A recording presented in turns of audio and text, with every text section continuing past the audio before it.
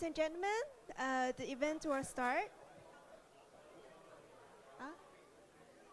Okay. Ladies and gentlemen, excuse me. How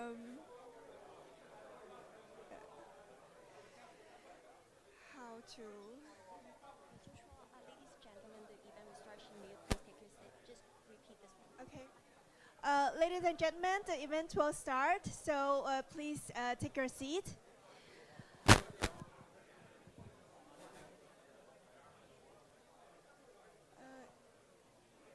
Ladies and gentlemen, the event will start. So please take your seat.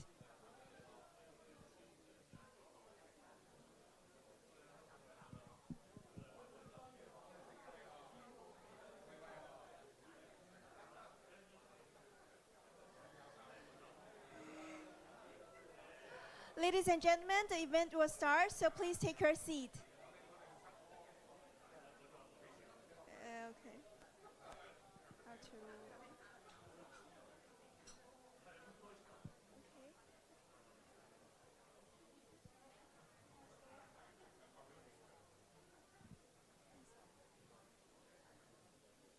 Okay.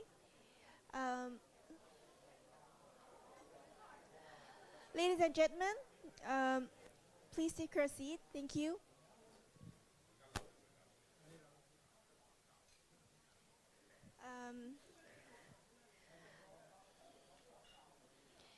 Okay, hi. PolyU Consort and Court members, Professor Edwin Chen, Departmental Advisory Committees members of Departments of Management and Marketing, distinguished guests, ladies and gentlemen, good afternoon. Welcome to the FB Dawn and CEO Luncheon organized by the PolyU Business School. I'm Kelsey, a year 4 student in Department of Management and Marketing. I will be your MC today. Our speaker today is Professor LEUNG, Associate Professor in the Department of Management and Marketing. She will share with us her insight into influencer marketing and locking strategies for campaign success. For Professor LEUNG's presentations will be followed by Q&A session chaired by Professor Mike Lai, Associate Dean, Academic Support, Interim Head of Departments of Logistics and Maritime Study, and Chair Professor of Shipping and Logistics. Before the lunch starts, we invite Professor Edwin Chen, our Faculty Dean, to say a few words. Professor Chen, please.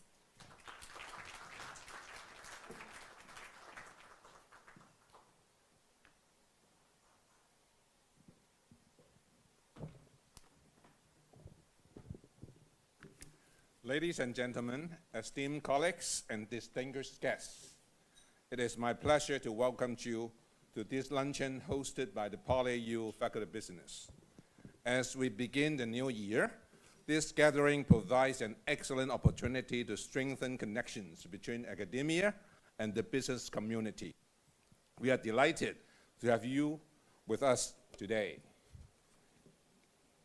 Influencer marketing has emerged as a defining element of contemporary marketing strategy, as digital platforms continue to reshape the way consumers engage with brands. Influencers now play a vital role in building trust, driving engagement, and shaping purchasing decisions. This evolution presents both significant opportunities and complex challenges for companies seeking to design campaigns that deliver both measurable impact and strategic value. In this dynamic environment, marketers must ask, how can we identify the right influencers? How can we effectively target the right audiences? And how can we manage content to maximize campaign performance and return on investment? Today, our distinguished speaker will address these questions with deep expertise. Professor LEUNG is Associate Professor of Marketing in the Department of Management and Marketing at PolyU Business School. She holds a Bachelor of Commerce from the University of British Columbia, an MBA from Harvard Business School, and a PhD in marketing from the University of Hong Kong. Her research focuses on marketing strategy, influencer marketing, and customer relations management. And her work has been published in leading journals, including Journal Marketing, Journal of the Academy of Marketing Science, and Harvard Business Review. Professor Leung has received several notable honors, including the 2022 JAMS Seth Foundation Best Paper Award. Her paper, Influencer Marketing Effectiveness, was recognized by the Journal Marketing as one of its top 5 most cited articles in 2022-2023. She also brings extensive industry experience from both a leading consumer products company and a global investment bank, where she covered the consumer and retail sectors across Asia. In her presentation today, Professor Leung will share insights from her latest research and offer practical guidance for developing high-impact influencer marketing strategies. Her talk will demonstrate how companies can leverage evidence-based tools to optimize campaign design, strengthen audience engagement, and enhance the strategic contribution of influencer marketing in an increasingly competitive business landscape. As we enjoy today's luncheon, I encourage you to engage in the discussion and contribute to what promises to be a thoughtful and stimulating exchange of ideas. Thank you for joining us.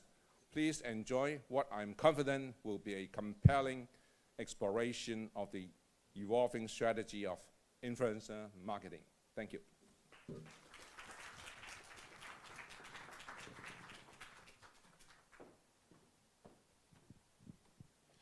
Thank you, Professor Chan.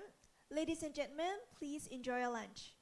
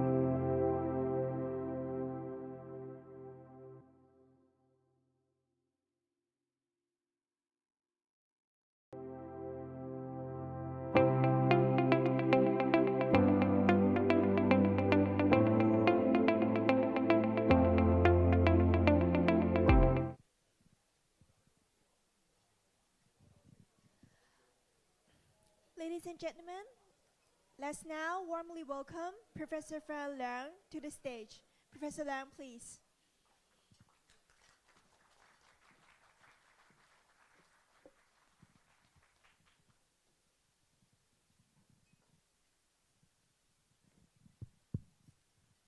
Okay, good afternoon, everyone. I hope you're enjoying your lunch. It's a great honor for me to be here today and to have the opportunity to share my research with such a distinguished audience. So first, thank you to our Dean, Professor Chang, for such a nice introduction as well earlier. And so my name is Fran Leung. I'm an associate professor in marketing from the Department of Management and Marketing from PolyU Business School. So today the topic of my presentation is influencer marketing, unlocking strategies for campaign success. Right? So through this presentation, I hope I can share some of the key findings from my research on influencer marketing that hopefully you will find both interesting and helpful. Okay? So before I dive into the details of my research, I would like to share with you a number. So what can you do with 141 minutes? You can watch a nice movie. You can go on a nice hike with such beautiful weather recently. You can run half marathon. Who went this past weekend? And you can come to this wonderful lunch, right, with that amount of time, okay? So actually you can do a lot with this time, and this is the average amount of time that people spend on social media every single day, okay? Which is a very significant number. So this is an average number across different countries. So some countries have more or less, depending on demographic differences or cultural differences. And it's an average across different age groups, right? So as you can imagine, the younger generation nowadays, who are the future of consumption, spend almost double of that time on social media, right? So it's no surprise then that social media has become one of the most important advertising channel globally, right? Because brands are trying to capture consumers' attention and their mind share during these moments when they're surfing and browsing on social media, okay? So if we look at, assuming people sleep 8 hours a day, okay? I hope I sleep 8 hours a day, but let's assume that. So if we look at that, we're spending almost 15% of our waking lives on social media, okay? Which is a very big event. So what do people do on social media, right? Think about your own social media usage. And here I summarize it into 3 broad reasons. Number 1, socializing, right? So we go on social media to talk to our friends, to check their updates, right? We talk to our colleagues. We're constantly messaging, right? So to socialize. Number 2, scroll, okay? So think about on the way to Hotel Icon today, did you pick up your phone and scroll? Right, so a lot of people go on social media to look for entertaining contents like short videos or picture posts, okay? Searching, right? So we're on social media to search for information, right? To look at the news, to look up information related to our interests, hobbies, or brands and products that we want to buy, okay? So people go on social media for these reasons. And when those are their intentions, they actually don't want to see brand content, right? If they're exposed to an advertisement coming directly from a brand, they will shut it off, right? Because they're not on social media for that purpose, okay? So a lot of brands, although social media is such a important channel, they have difficulty reaching and connecting with consumers directly, okay? So what do? They work through influencers, right? So influencers are influential people on social media. So instead of brands going directly with consumers, brands ask influence for help to communicate with consumers. Okay, and that is why basically the topic today. Okay, and so there are different terms of influencers. So we hear terms like KOLs, right? KOCs. In Hong Kong, we call them Mong Hong, right? Content creators, YouTuber, you name it, right? So those are all categorized under what we call influencers. And sometimes when we say Mong Hong, what comes to mind? Like a beautiful girl wearing beautiful clothes with perfect makeup on the post, right? So although fashion and beauty is one of the most important domain for influencers, influencers can come from different, sectors, right? So some of them focus on fitness, on golf, on gaming, on cooking, right? Cars, you name it, right? So influencers can come from different niches, okay? So why does influencer marketing work so well, right? So here I summarize it again in a few points. Precise targeting. So think about it. Why do you follow an influencer on Instagram? Because you like their style, right? Because you like the tone or their personality, right? So people tend to follow the same influencers, have very similar tastes and lifestyle and preferences, right? So when you work with an influencer, you're directly targeting a very similar group of consumers. So that offers precise targeting. Number 2, tailored positioning. So influencers interact with their followers every day, right? So they know their followers really well, right?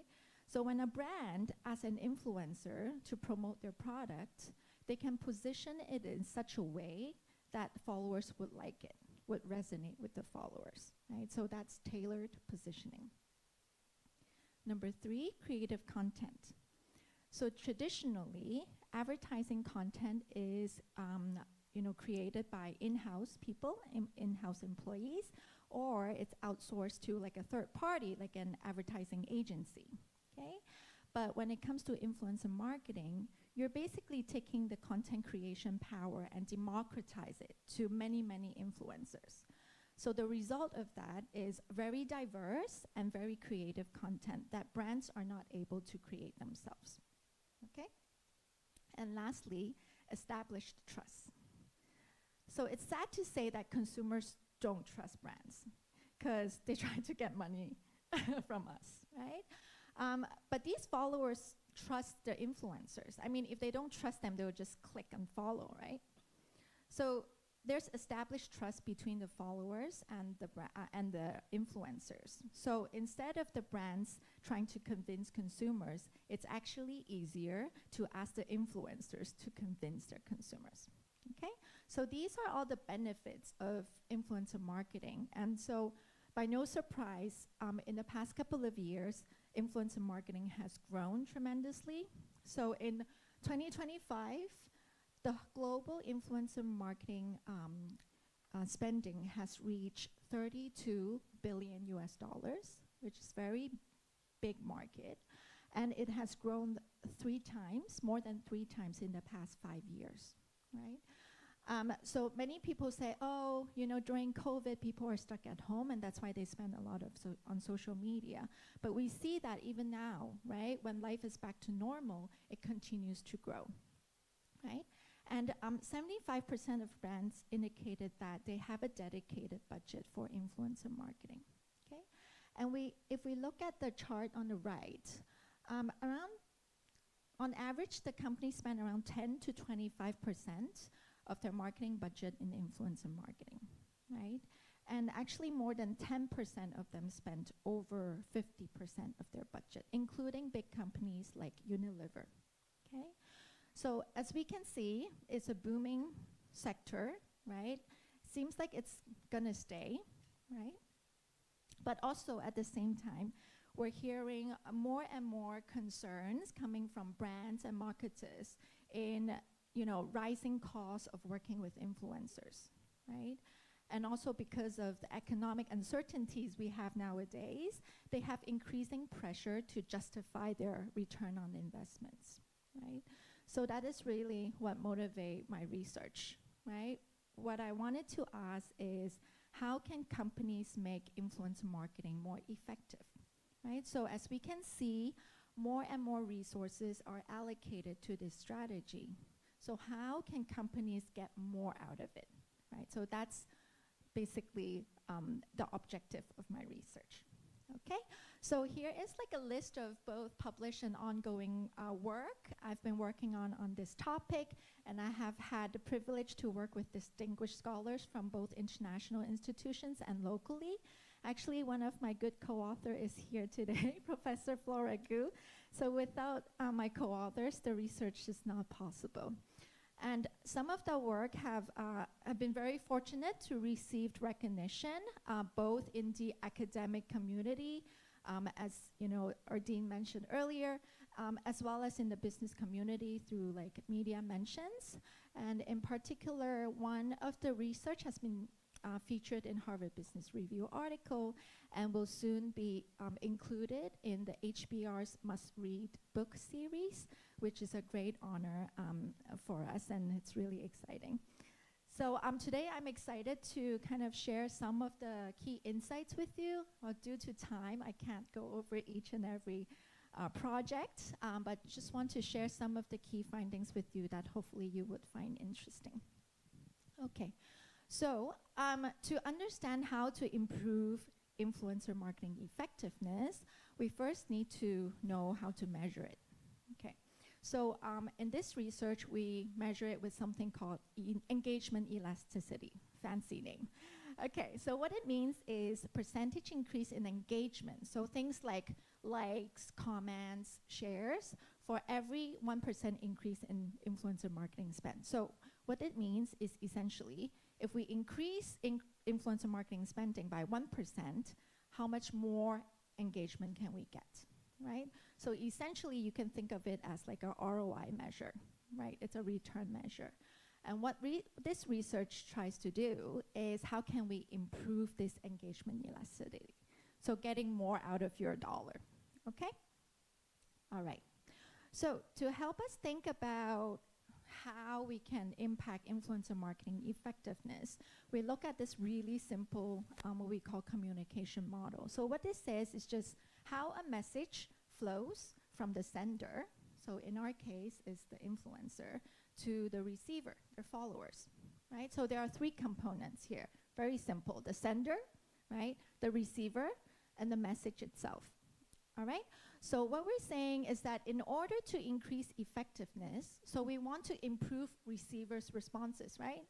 We need to look at those other two buckets, right? So who should we work with, right? What kind of characteristics do we look for in an influencer? And what message do we send? How can we better manage the content, right? So if we look at these characteristics, we're saying that it would impact, hopefully improve the effectiveness of our influencer marketing efforts, okay?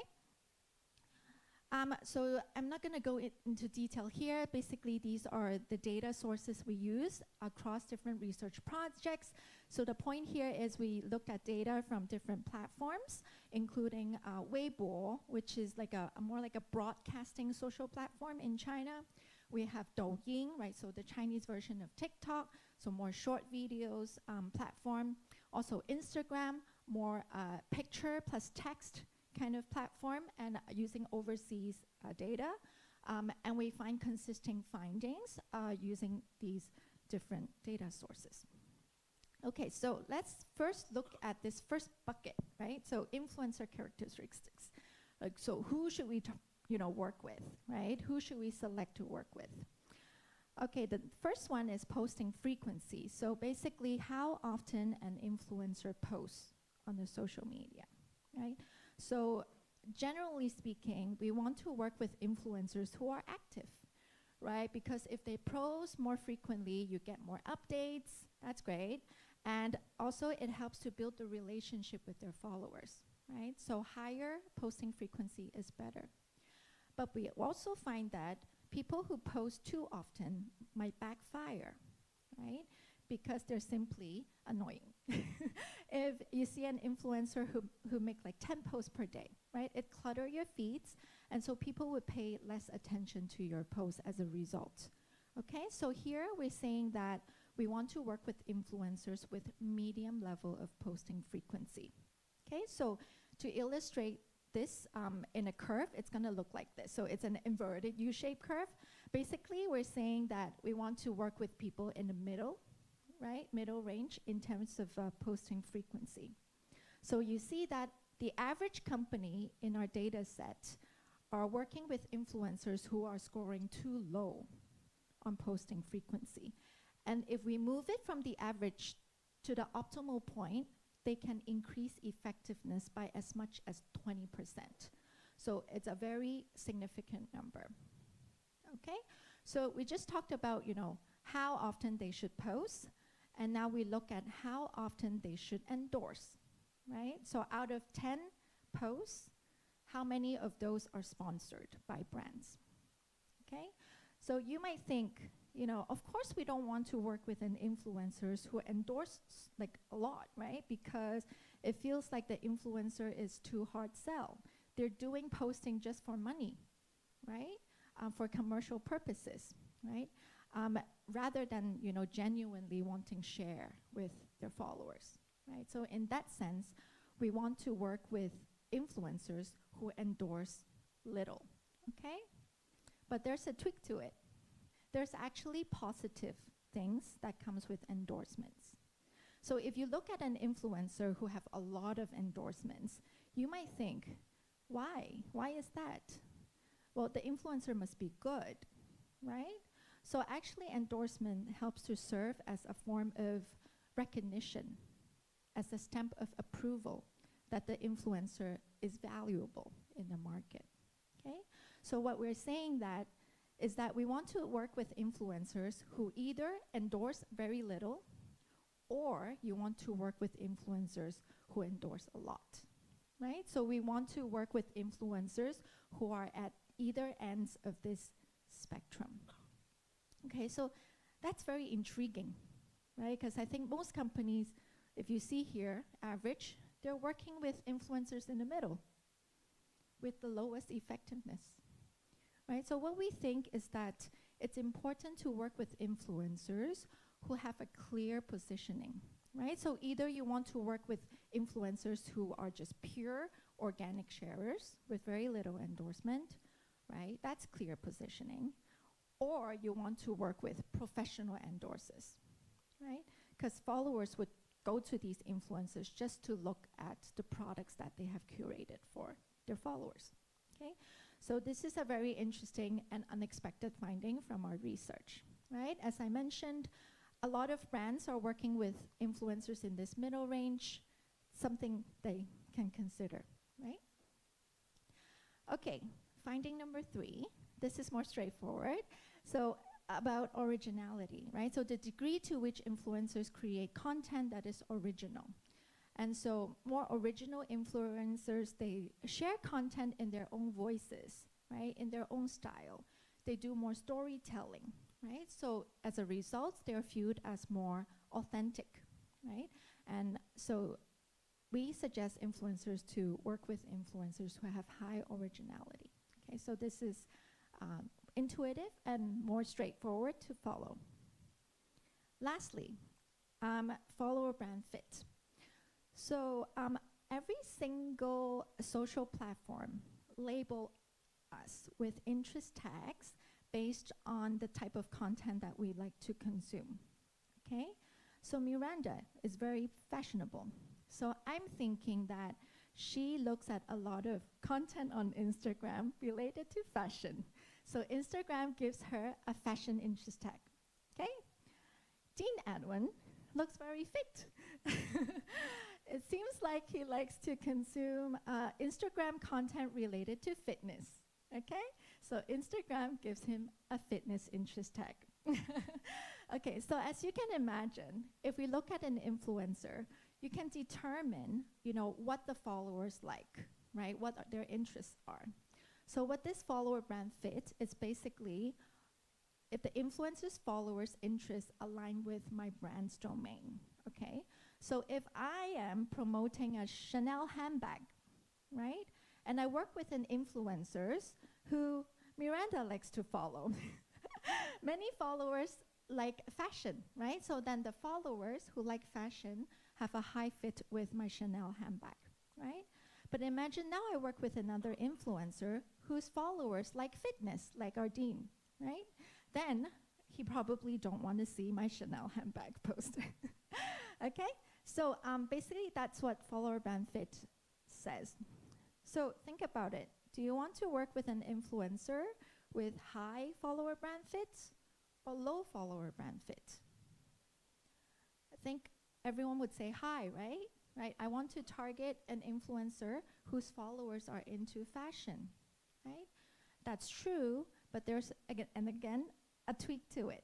Okay, so why do these followers have a fashion interest tag?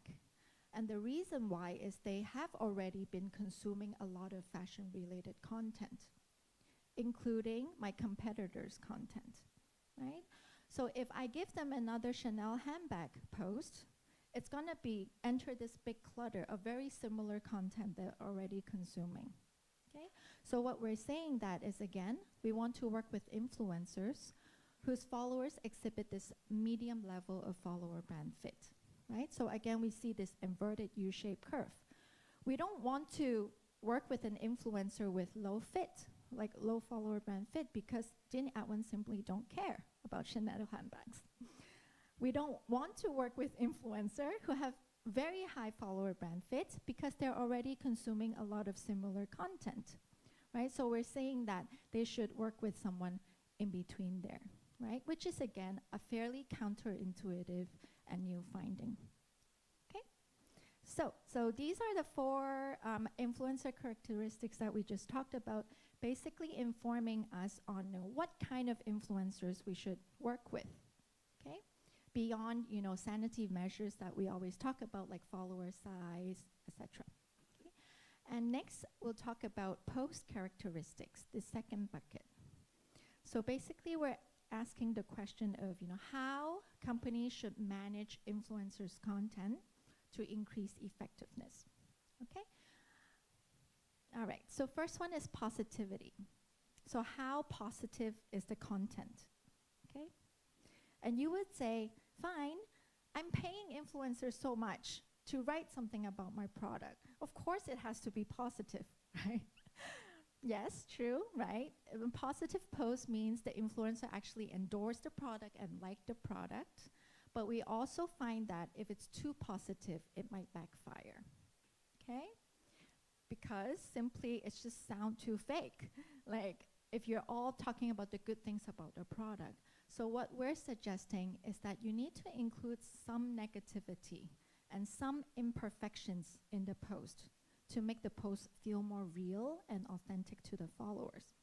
So just an example, like I have this face cream that works really well for moisturizing, but it's too small. I use it too quickly. So we're adding a negative trait to it that makes the whole post sound more authentic, right? So hotel icon, great rooms, great services, but it's impossible to book its buffet, right? So it's actually making the post more real in the eyes of consumers. So again, we're observing this inverted U shape where we suggest companies should work in this medium range.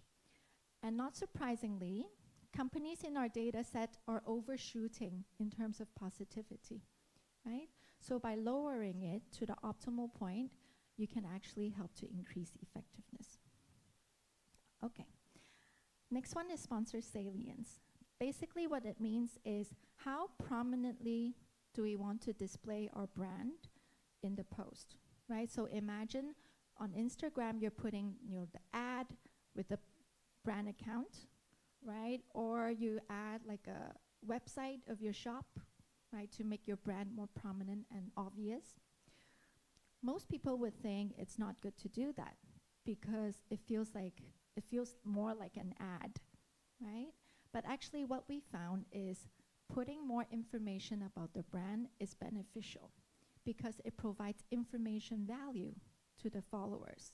If they're interested, they can immediately click to the brand's account or to the website, right? So we're saying that higher sponsor salience would help to increase effectiveness. And here we have the last one, right? Whether a post is about launching a new product or if it's about an existing product. What's your guess?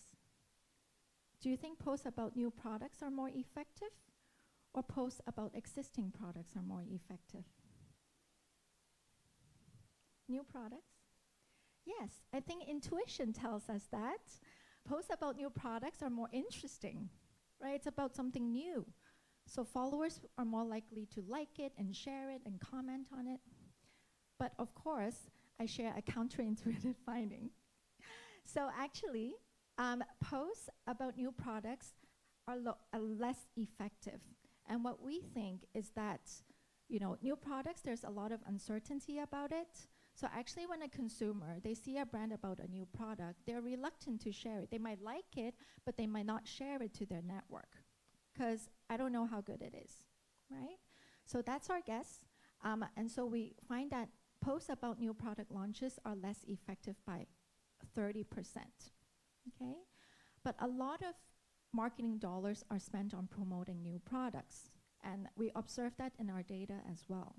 But what we're saying is that, yes, we understand that, but we can perhaps shift some of the marketing budget to promoting your existing star products, right? And that would actually help to increase the return on your influencer marketing dollars. Okay, so basically these are the insights that I would like to share with you today. Several things to consider when you select influencers and several things to consider when you plan the content.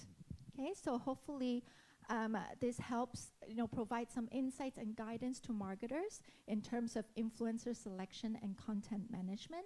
So here is a table that kind of summarizes everything I just talked about. On the top are like what kind of influencers you want to work with. You want to work with original, right, influencers who are good at storytelling because they're more authentic.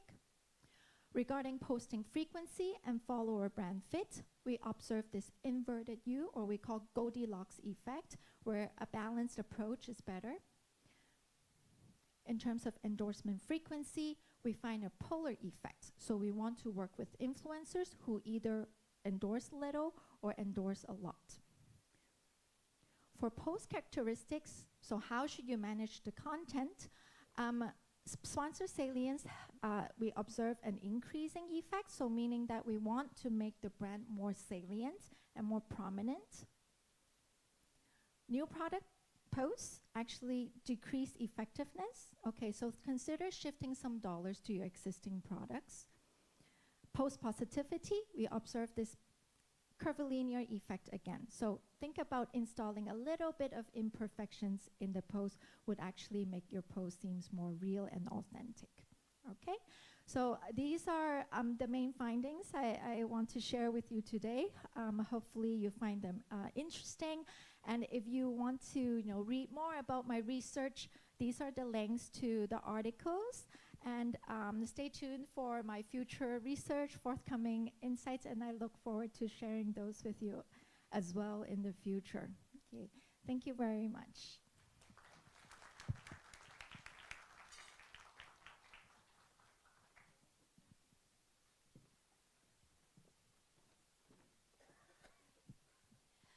Thank you, Professor Leung, for your valuable insight. Now it's time for the question and discussions. May we invite Professor Mac Lai to the chair the Q&A session. Professor Lai, please. Okay, good afternoon. Guests, I hope that you enjoyed the lunch today. So today we are happy to have our colleagues, Fanny, to share with us her research on the influencer marketing, which is increasingly important in the digital marketing era. So in my interactions with many guests, I understand that many of you are marketing professionals and you are experienced in influencer marketing as well. I trust that you may have some questions to ask Fanny about her research insight. So we have about 50 minutes for Q&A sections. please do raise your questions if you have any for Fanny.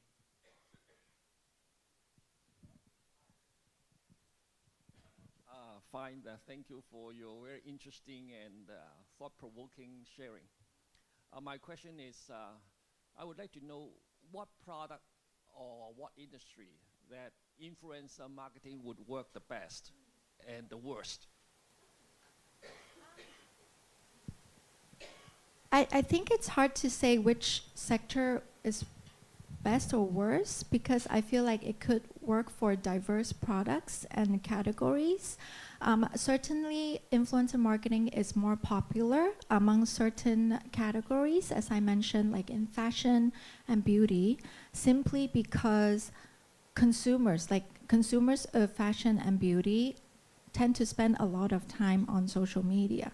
For example, on like 小红书, like 小红书 and Instagram, right? But it could also work for other niches as well. So it really depends. I think it's less about the product category. It depends on who your audience are, right? So if your consumers spend a lot of time on social media, then it would work, right? But if we're talking to consumers who don't spend any time on social media, then it wouldn't work as well. Can I ask a follow-up question?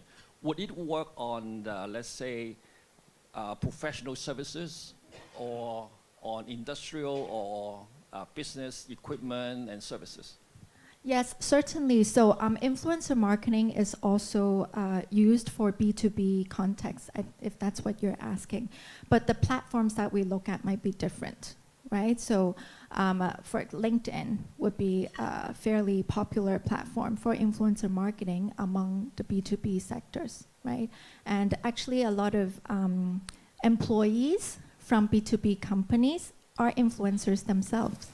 So like imagine all the WeChat feeds that you see on updates about, you know, your contacts company. They are serving the role of influencers as well. Thank you. Thank you. Okay, thank you. Please. Thank you for your insightful sharing. Just a question about the impact of AI. Yeah, how do you see the AI ambassador and the automated content post impact the influencer's business? Yeah, that's a very good question.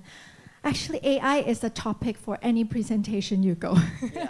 It plays a role in everything. So that's actually a big trend in influencer marketing as well.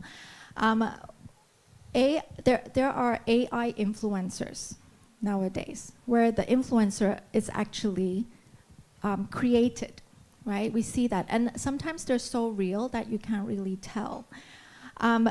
It's certainly a trend, but is it real authenticity, right? When consumers find out, right? I don't know, right? It's a trend that we will see going forward. And a lot of influencers are using AI for content creation, right?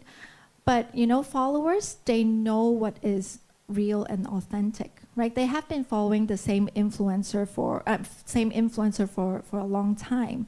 When AI-generated content, when they see it, they know it's not from the influencer, right? So I think influencers are very smart. They're using it to refine their content, but they know that the voice has to come from them, right? So I think it's a tool to use, but not a replacement.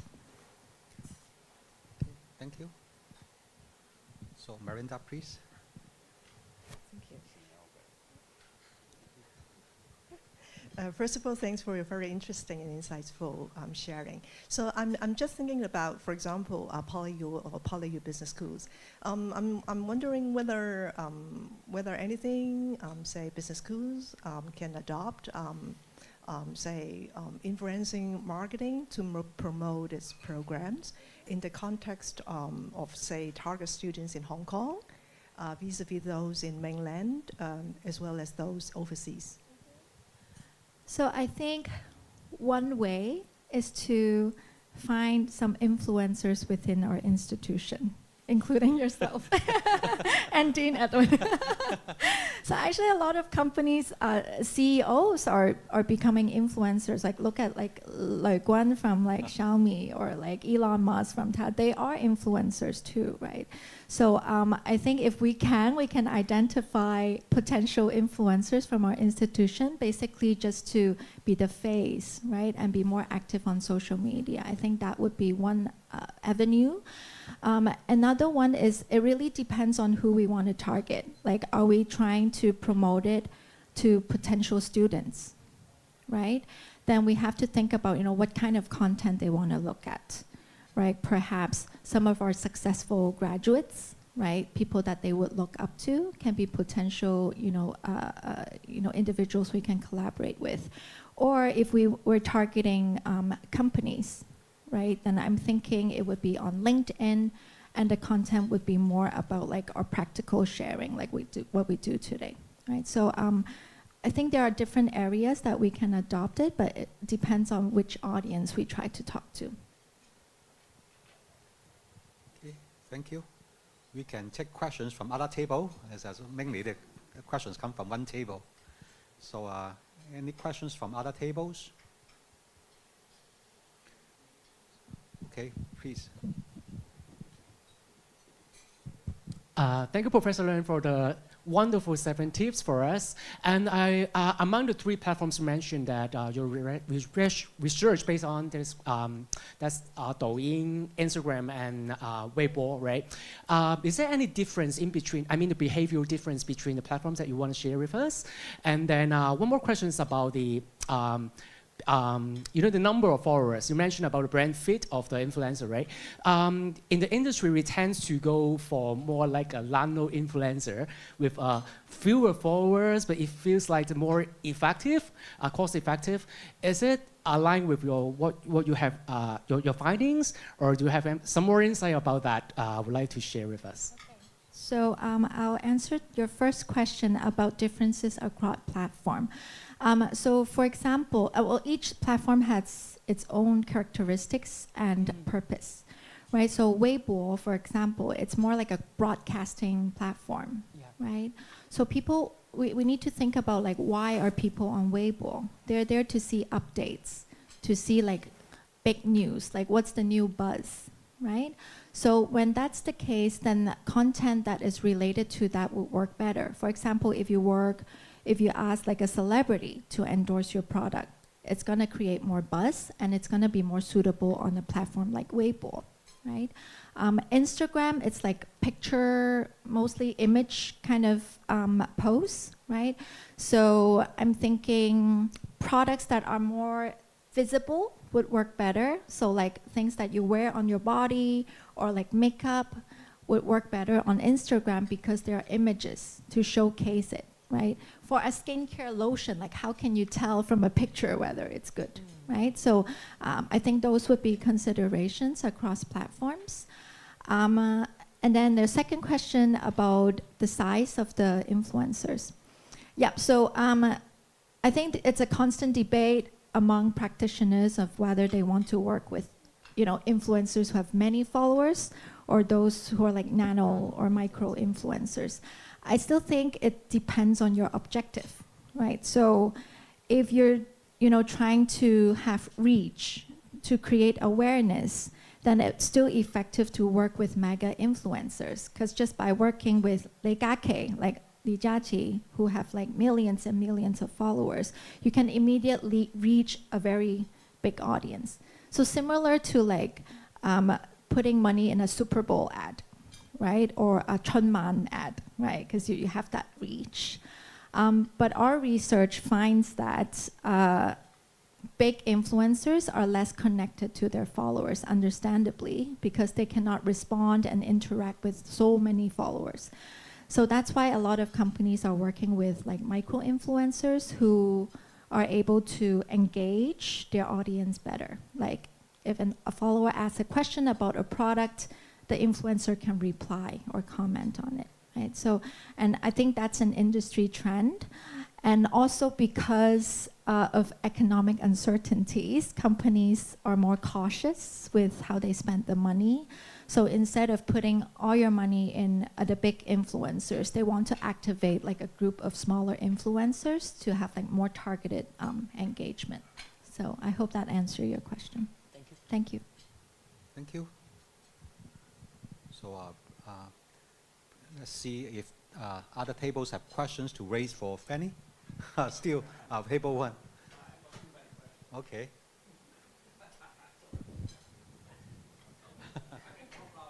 Okay. I could understand the powerfulness of having a very good influencer. But what happened is something negative happens to the influencer. All the money they invested would be gone.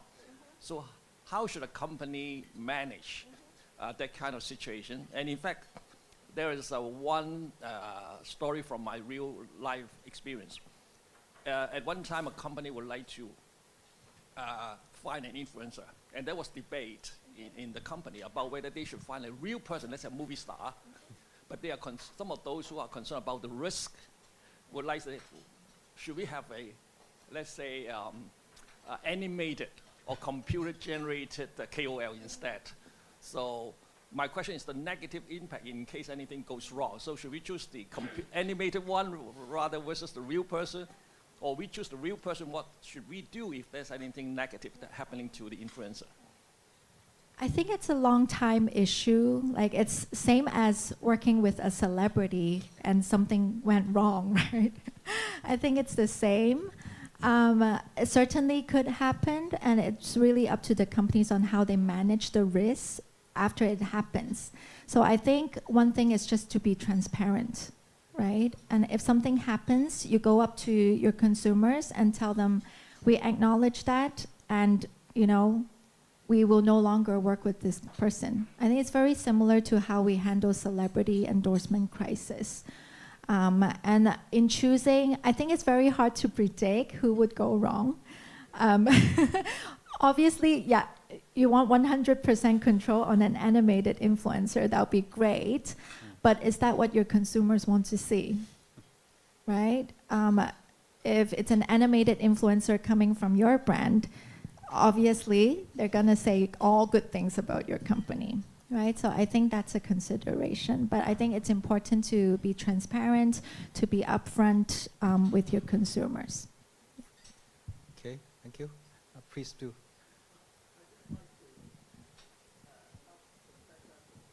Yes, please. Thank you. Yeah. Yeah, just share my observation in running business and marketing for many years. I think with the social media era, business I think a consumer are becoming more open-minded and memory short. Yeah. And negativity marketing is also one of the powerful campaigns sometimes. Just like the one Hang Seng few days ago. I don't know whether you guys have read about it. Yeah, they launched a campaign, and then sometimes there's some tedious perception may generate wow a lot, and the whole community start realizing the campaign awareness. So that's part of the angle. I think especially in the entertainment industry, yeah, they are sometimes use a little bit tricks of negativity. Yeah, but of course in professional firm, this should be more cautious. Yeah, but consumer is becoming more mind-sorted. That's for sure right now, and they like things to be refreshed almost every day. Yeah, so the memory can go away very quickly. Yeah, so there's a lot of opportunity to tackle with different angles in marketing. Yeah, okay. So just thank you for my helping personal out. sharing. Yeah. Okay, thank you for sharing. So we can take 2 more questions because I see that we only have 3 minutes left. Please take the opportunity to consult. Okay, please. Table 1 again. Professor, you had mentioned that use of the influencers are more costly than the other platforms. And like on Double 11, it's very, very competitive market. I mean, you really, I mean, it's price war. And what we find is the cost of using Douyin and the cost of using an influencer, the cost of marketing or the cost of the delivery of the product is higher than the other platform. And how do you see, how can we balance this? In fact, sometimes the use of the influencer can drive the product into negative margin because you have to really push for price on Double 11 days. And how do you see how can a brand manage the situation? I think like many things in business, when a new channel or something new came up, all the companies rushed into it. And what that happens is it becomes very crowded and it becomes like a price war, or like cost will increase. I think same for influencer marketing. When it first come out, everyone see the benefits of it. So all the brands splash a lot of their marketing budget in this channel. And what we see is influencer marketing becoming more expensive because influencers would, command higher prices because they feel like, I can. And also audience, the followers or consumers are seeing a lot of content, right? And they're less likely to respond as a result. I think we are, normalizing now, right? Given the high costs, I think companies become more cautious. So they will be more careful in how they, select the influencers and like things that we talk about today, right? So with that same amount of money now, they're more careful on how they put the money, right? In hope that they want to increase the return. And so that's exactly what we talk about today. And hopefully companies will be more, less driven by like the top line, right? And focus more on the bottom line as we progress to maturity. Yeah. Okay, one final question, please. Table 6.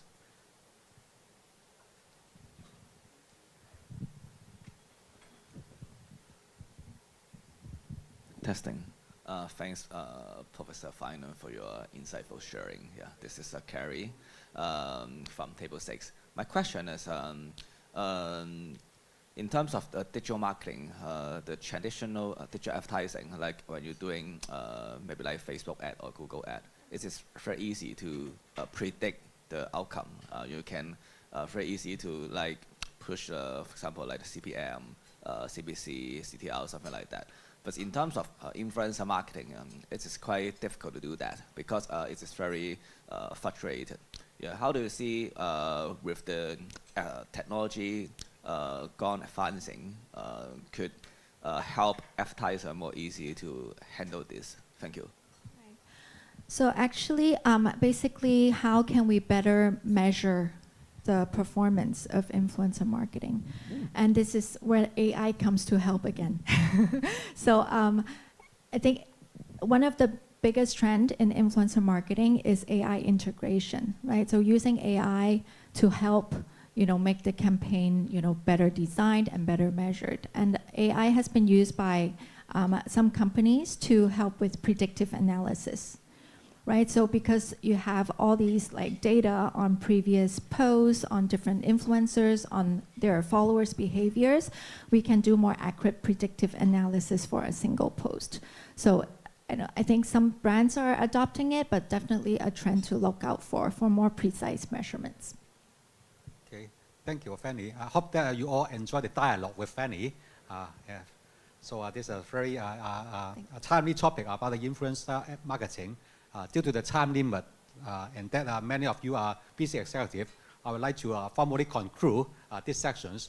If you would like to continue your dialogue with Fanny, you can go ahead after the official closure of these sections. Thank you very much, Fanny, for your sharing. Thank you, Professor Lang. Thank you very much. Thank you.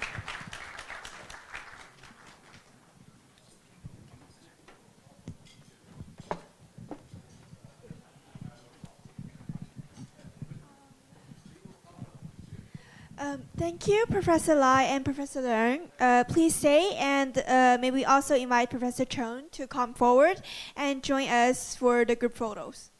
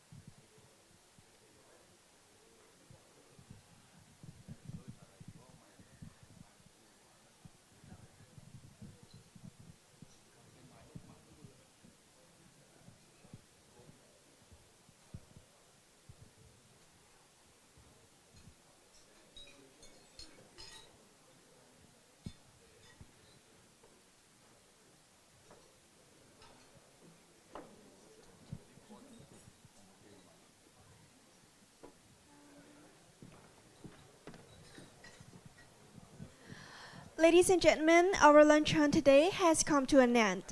Once again, thank you for joining us today, and we're looking forward to see you at our future event. Thank you.